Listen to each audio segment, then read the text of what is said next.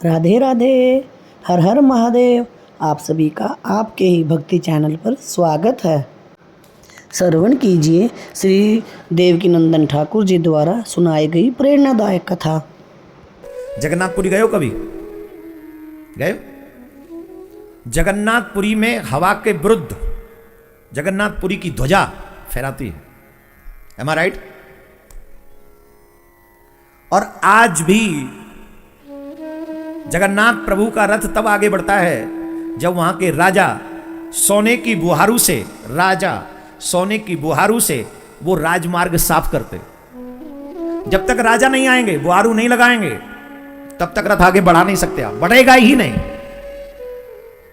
वहीं की एक सच्ची घटना है और आप सबको प्रेरणा देने वाली घटना है। जो लोग कहते हैं कि कलयुग में भगवान नहीं है, उन लोगों को यह कथा सुननी चाहिए। उन्हें पता चलेगा कि भगवान आज भी है। ये तो हमारी कुबुद्धि के कारण, कुविचारों के कारण, कुसंग के कारण, हमें ऐसा संग मिल गया, इसके कारण हम ये मान बैठते हैं कि भगवान नहीं है। भगवान नहीं है? बोले हाँ नहीं है। तो एक काम करो, मानो कि भगवान नहीं है तो मान लो। एक काम करो, थोड़ी देर नाक बंद करो, मुंह से सांस मत लेना। बोले से तो मर जाएंगे। बोले मरो। ये साधन किसने बनाया कि नाक से सांस जाएगी? ये किसका क्रिएशन है? बोलो कौन से वैज्ञानिक ने बनाया? जब तुम मां के पेट में थे तो मम्मी बना रही थी तुम्हारी नाक, आंख, कान, ये सब सिस्टम।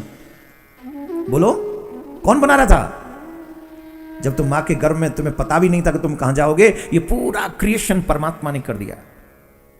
नाक से सांस लेनी है, कान से सुनना है, आंखों से देखना है। जिसने तुम्हें देखने की, सोचने की, समझने की, सुनने की, बोलने की, चलने की शक्ति दी, आज हम उसी को कहते हैं कि वो नहीं है, तो ये तो हमारा दुर्भाग्य ही तो है।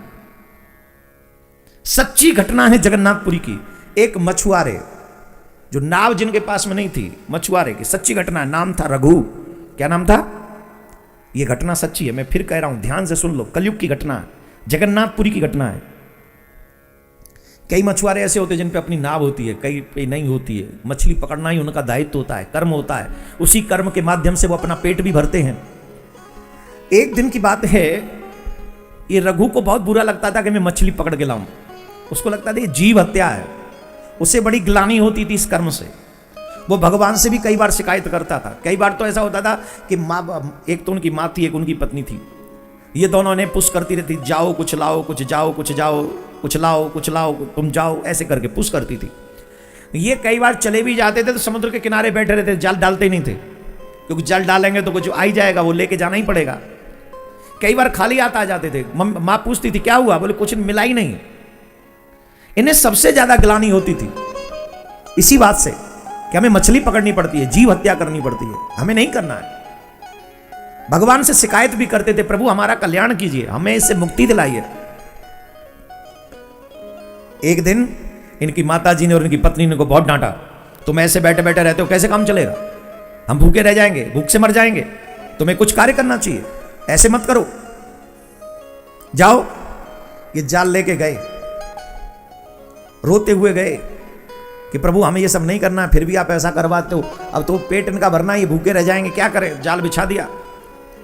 जाल बिछा दिया तो उसमें एक लाल मछली आई, पकड़ में आ गई। लाल मछली जाल में फंस गई। इन्होंने जब निकाला उस जाल को, तो उस मछली के मुख से निकला, हे नारायण मेरी रक्षा करो, हे नारायण मेरी रक्षा करो। मनुष्य की आवाज में, कलयुग की घटना है। हे नारायण मेरी रक्षा करो, हे नारायण मेरी रक्षा करो, ऐसी आवाज निकली। जब ये आवाज निकली मेरे भाई बहन, उसका हृदय कांप गया रघु का। वो रोने लगा। वो उस मछली को लेके भागा जंगल की तरफ, घर की तरफ नहीं, जंगल की तरफ। जंगल की तरफ भागा। वहां पर कुछ झरने थे, 7 तालाब थे। उन्हीं में से एक तालाब में उस मछली को फेंक दिया। मैं तुझे नहीं मारूंगा, मैं तुझे नहीं मारूंगा। और वहीं जिद करके बैठ गया कि अब मैं घर भी नहीं जाऊंगा। तुम्हें जो करना है सो करो ठाकुर, तुम जानो, तुम्हारा काम जाने, अब मैं ये जीव हत्या नहीं करूंगा। बैठ गया वहीं। 1 दिन, 2 दिन, 3 दिन। जब 3 दिन हुए तो एक बूढ़े ब्राह्मण वहां के निकले। बूढ़े ब्राह्मण जब वहां के निकले तो बूढ़े ब्राह्मण ने कहा, अरे रघु तू यहां बैठा है, तेरी तो पूरे गांव में तलाश हो रही है, तू यहां क्या कर रहा है? अरे बोले नहीं महाराज, मुझे गांव बाम में नहीं रहना, मैं तो यहीं मरूंगा, मुझे नहीं जाना, मुझे नहीं पकड़ना मछली। अब भगवान और कोई काम करवाते नहीं, भगवान हमारी व्यवस्था करते नहीं, भगवान हमारे खाने पीने की व्यवस्था करते नहीं, और जो व्यवस्था की है वो हम करना चाहते नहीं। ब्राह्मण देवता बोले भगवान ने तो की थी, तुम स्वीकार ही नहीं कर रहे। भगवान ने कहा कर दी, बोले की थी।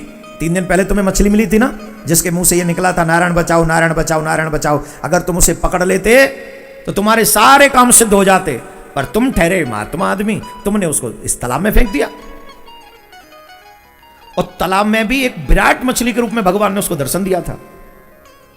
अब वो सोचे कि मछली वाली घटना मुझे और भगवान को छोड़ के, मीन्स मछली को छोड़ के और तो किसी को पता नहीं, इसका मतलब है ये पंडित जी साधारण नहीं। तो वो दौड़ के चरणों में लिपट गए, बोले प्रभु आप बताओ हो कौन। अरे बोले हम तो पंडित जी। बोलना आप पंडित जी नहीं हो, कोई तो बात है, ये बात तो मेरे और उस मछली के अलावा किसी को पता ही नहीं। आप सच्ची सच्ची बताओ कौन हो। मुझे मालूम है आप जगन्नाथ हो, अगर आपने मुझे दर्शन नहीं दिया तो मैं इसी तालाब में अभी कूदूंगा और प्राण त्याग दूंगा। तब भगवान मेरे जगन्नाथ प्रभु ने उनको साक्षात दर्शन दिया, साक्षात दर्शन दिया जगन्नाथ प्रभु ने उस रघु को, और कहा कि अब तू घर चला जा, तेरे सारे काम अपने आप से धोते चले जाएंगे, अब तुझे मछली पकड़ने की कोई जरूरत नहीं पड़ेगी, अब तू मेरा भजन कर, अब देख तेरे काम कैसे कैसे होते हैं। ठीक है, प्रणाम किया। घर आया, गांव वाले उल्टा सीधा बोल रहे थे, बना बाबा जी का बच्चा, घर में सब भूखे मर रहे। दुनिया वाले ऐसे ही है, जब आप सच्ची भक्ति करोगे तो दुनिया वाले गाली देव न मानेंगे नहीं, और जब दुनिया तुम्हें अच्छे अच्छे श्लोक सुनाना शुरू करे ना तो समझना सही पकड़ लिया आपने, एकदम भोपाल की तरफ जा रहे हो, बाया भोपाल टू वृंदावन, सही दिशा है। किस किस को वृंदावन प्यारा लगता है? हाथ तो ऐसे उठा रहे जैसे वृंदावन में रहेंगे। रीवा में रहते हुए भी ये सोचो कि मैं वृंदावन में वास कर रहा हूं, तो वृंदावन का ही फल आपको रीवा में रहते रहते मिलेगा। तो मेरे प्यारे, घर में जब आए तो गांव वालों ने सुनाई, मां ने भी कुछ सुनाई, लेकिन जब पत्नी के पास पहुंचे तो और दिन तो पत्नी बड़ा डांटती थी, आज पत्नी ने बड़े आदर से बैठाला और कहा सुनते हो, पहले तो मैं डर गई थी कि आप कहां हो, 3 दिन से आपका पता नहीं चल रहा था, मैं डर गई थी आप कहां चले गए।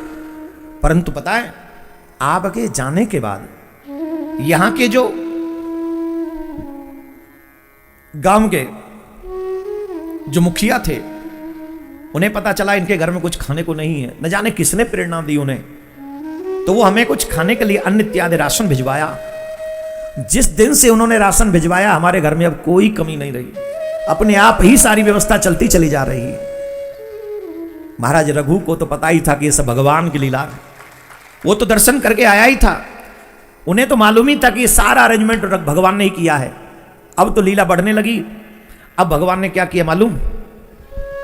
लोग कोई आते, अरे भैया रघु तुम तो बड़े अच्छे हो, देखो हमारा बच्चा बीमार है, जिस बच्चे के बीमार बच्चे के सर पे रघु हाथ धर देते बच्चा ठीक हो जाता। किसी के बच्चे की विवाह में लेट होता, रघु से पूछता और रघु कह देता चिंता मत करो, जगन्नाथ का भजन करो, अब तुम्हारा विवाह जल्दी शीघ्र हो जाएगा, तुम्हारे बच्चे का वो विवाह हो जाता। कहने का मतलब है कि उसकी वाणी सिद्ध हो गई। उसकी वाणी सिद्ध किससे हुई? भगवत कृपा से। ये जो आप लोग कहते हैं ना कि महाराज फलाना जो महाराज कह देते वो सब सही हो जाता है, महाराज के कहने से कुछ नहीं होता। जो ठाकुर जी के नाम के आश्रित होते हैं, ठाकुर जी उनके वचनों की पूर्ति वो स्वयं करते हैं। देखो जिन पे भरोसा ही नहीं है, जो झूठी झूठ बोलते हैं, उनका तो गारंटी क्या है, लेकिन जो सत्य बोले, जो भगवान के हों, उनके लिए संसार में कोई असुविधाजनक की स्थिति नहीं होती। जो 24 घंटे भगवान का नाम लेते, कथा कहते, उनके मुंह से जो निकल जाए वो सत्य ही होता है। भगवान करते वो नहीं करते, उनकी कोई पावर नहीं, उनकी कोई ताकत नहीं है, भगवान वचन सत्य करते। हुआ भी यही। अब तो महाराज रघु की बड़ी ख्याति हो गई। एक दिन जगन्नाथ प्रभु ने रघु को स्वप्न में आके कहा, रघु बोल जी प्रभु, आज हम तुम्हारे हाथ का भोजन करना चाहते हैं, तुम्हारे घर में आके भोजन करेंगे। जगन्नाथ प्रभु स्वप्न में कह रहे हैं, भगवान आप तो जगन्नाथपुरी में विराज रहे हैं, आप इस दास के यहाँ कैसे आएंगे? मैं तो 10 कोस दूरी पे हूं जगन्नाथपुरी से। भगवान बोले चाहे जो हमने कह दिया, हम भोजन तुम्हारे यहाँ करने आ रहे हैं तो आ रहे हैं, तुम तैयारी करो। बोल ठीक है प्रभु। सुबह पत्नी को उठाया, जल्दी उठो जल्दी उठो, घर में चौका लगाओ, चूल्हा लेपो जल्दी से, सारे बर्तन स्वच्छ करो, क्यों? ऐसा कोई मेहमान आ रहा है क्या? अरे दुनिया का, ब्रह्मांड का सबसे बड़ा मेहमान आज हमारे अतिथि बनकर आ रहा है। ब्रह्मांड का सबसे बड़ा देवता मेहमान जो है, इससे बड़ा मेहमान कोई नहीं हो सकता। अरे क्या हो गया, कौन आ रहा है बताओ तो। बोले नहीं नहीं कुछ नहीं, तुम कुछ मत पूछो, बस तैयारियां करो। स्वयं जगन्नाथ प्रभु पधार रहे, तुम्हारे घर में भोजन करेंगे। अरे महाराज काहे को पागल बन रहे हो, हैं? राजा का वो व्यवस्था, जगन्नाथ प्रभु इतना बड़ा भोजन व्यवस्था उनका होता है, उतनी बड़ी व्यवस्था को छोड़ के तुम्हारे यहाँ आएंगे? अरे स्वप्न स्वप्निंग होता है, इनमें मत पड़ो। बोले तुमसे जो कहा है वही करो, आगे जगन्नाथ जो करेंगे वही होगा। बड़ी सुंदर कथा है मेरे भैया, क्या बताएं तुम्हारी से बड़ा। अब वहां जगन्नाथ प्रभु भोग लगाए, प्रभु को पट बंद किए, और जैसे ही पट बंद किए थोड़ी देर बाद पट खोले तो आज प्रभु ने कोई भोग स्वीकार नहीं किया मंदिर में। ब्राह्मण देव भागे राजा के पास, महाराज महाराज अनर्थ हो गया। क्या हो गया? बोले प्रभु आज से बड़ा अनर्थ ऐसा नहीं हुआ, आज प्रभु ने कोई भोग स्वीकार ही नहीं किया। राजा दौड़ा, चौखट पे सर पटकने लगा, हे प्रभु इस दास से क्या अपराध हो गया, हे प्रभु क्या अपराध हो गया, मुझे क्षमा कर दो मेरे मालिक, मेरे प्रभु, जो अपराध हुआ वो क्षमा कर दो, पर बता दो मुझसे अपराध क्या हुआ, आपने भोजन स्वीकार क्यों नहीं किया। राजा ऐसे कह रहे थे तो राजा को शब्द सुनाई पड़ा, राजा तेरा कोई अपराध नहीं हुआ है, आज मैं रघु के यहां भोजन करने आया हूं, आज मैं रघु के यहां भोजन, तेरा अपराध नहीं, अब मैं आज यहां भोजन कर रहा हूं, तेरे यहां तो नित्य करता हूं। प्रभु कहां है? रघु बोले यहां से 10 कोस दूरी पे। तुरंत रथ तैयार किया, घोड़े पे सवार हुआ, रथ को छोड़ दिया, अपने 10-5 सैनिक के लिए भागो, प्रभु वहां है। दौड़ के पहुंचा और वहां जाके जो दृश्य देखा, आहा आनंद करने वाला वो दृश्य था। कैसा दृश्य था? रघु दिख रहा है, रघु की पत्नी दिख रही है। रघु कैसे दिख रहा है? रघु ऐसे दिख रहा है जैसे किसी को भोजन करा रहा है, ऐसे हाथ दिख रहा है, भोजन का वो प्रसाद लेते हुए भी दिख रहा है, किसी की तरफ बढ़ाते हुए भी दिख रहा है, लेकिन किसकी तरफ बढ़ा रहा है वो नहीं दिख रहा है। राजा रघु के चरण पकड़ के पूछ रहा है, रघु तुम्हें प्रणाम करता हूं भैया, कोटि कोटि नमन करता हूं भैया, बड़े भाग्यवान हो तुम, ये तो बताओ किसको भोग लगा रहे हो? अरे चुप करो, प्रभु भोग लगा रहे हैं, प्रभु भोग लगा रहे हैं, प्रभु बैठे वहां, अरे वहीं विराजमान है, मैं अपने हाथ से खिला रहा हूं। वो कह रहे अपने हाथ से खिलाओ। महाराज राजा सर पटकने लगा, अब तो मैं यहीं मरूंगा, यहीं मरूंगा, मैंने ऐसा कौन सा अपराध किया, मुझे दर्शन नहीं दे रहे, आप इसके हाथ से खा रहे हो, रघु के हाथ से, पर मुझे दर्शन भी नहीं दे रहे आप। भगवान राजा की सेवा से, राजा बड़े धर्मात्मा थे, बड़े प्रसन्न हुए। अब वहां 3 लोगों को दिख रहे भगवान, रघु को, रघु की पत्नी को और राजा को। राजा की आंखों से झरझर आंसू बह रहा है और रघु की पत्नी बड़ी खुश होकर भगवान को परोस रही है और ठाकुर जी को रघु अपने हाथों से पवा रहे हैं। ये अद्भुत दृश्य देखकर राजा जो है समझो सागर में डुबकी लगा रहा है, प्रेमानंद के सागर में। महाराज जय हो भैया, रघु तूने हमारी इस पूरी जगन्नाथपुरी को धन्य कर दिया। देखो संसार में कोई छोटा बड़ा नहीं है, जिसने भगवान की पूजा नहीं की वही सबसे छोटा है, जो भगवान का न बन सका हो वही सबसे छोटा है, और जिसने भगवान को स्वीकार कर लिया इस ब्रह्मांड में सबसे बड़ा वही है, वही है। आप सभी ने प्रेम पूर्वक इस कथा का श्रवण किया, इसके लिए शुक्रिया शुक्रिया शुक्रिया। राधे राधे।